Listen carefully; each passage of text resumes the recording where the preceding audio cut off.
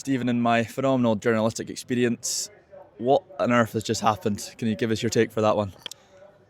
Not really, no. I'm trying to dissect all the elements of that second half in my head. Try to do it with the players in the dressing room there.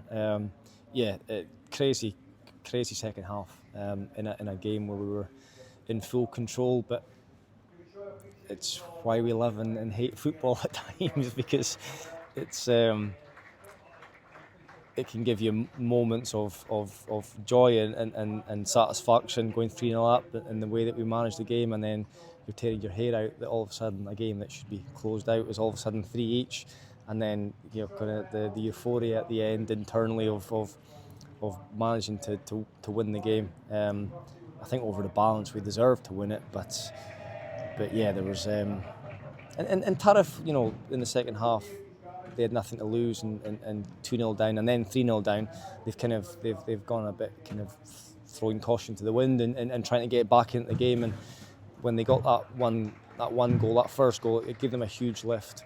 But we've got to deal with that situation a lot better than what we did. The situation should not happen. But anyway, it was far from ideal in terms of the manner of the victory, but it's a victory nonetheless on the road. So we've got to just accept that and be pleased with that and move on. Pre-match, you spoke about Turriff being stuffy at home. You must have been pleased that for the large part of the game, bro, it did seem in control, as you mentioned, going three goals to the good, but just it's hard to explain what kind of happened. But yeah, as you said, momentum swung towards Turriff, and yeah, Turriff are involved in the games. Goals happen. I think they were involved in a similar game here against Formartin when Formartin nicked it late on in a game. I believe that they should have been out of sight. We were out of sight, and we've allowed them back into the game, which isn't acceptable, and it's not what we do at this football club. We get our nose in front and we see games out. At 3-0, the game should be put to bed. Even at 3-1, the game should be put to bed. But it wasn't. And I think when a situation arises where you've 3-0 up and you're back to 3 each and you've got a couple of minutes left, I think you've actually got to credit the boys for finding a winner. It's a great ball in from Craig, and Twiggy attacks it really, really well. So credit to the boys for finding a way of winning the game.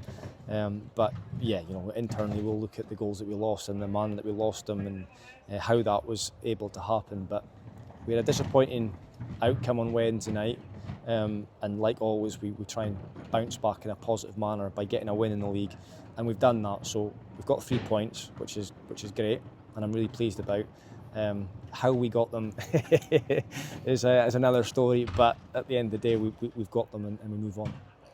Another positive alongside those 3 points is young Ben Gardner getting a debut. How did you assess his run out? Ben will work hard. That's one of his biggest traits. He's a workaholic on the football pitch, which I really like about him. We put him on the left, which is naturally his position, but he can play it. I was just when we broke at the end of the game, I wish he'd just taken that on himself. And I think if it hadn't been his first game, and for the club, he might have had a bit more confidence and belief in himself to go and do that, because I would have loved to have seen him just take that final defender on. Ultimately, he squared it to Dubsy, who's then hit the bar, so he could have had an assist. But we'll look forward to working with Ben, and I think Shea did well also.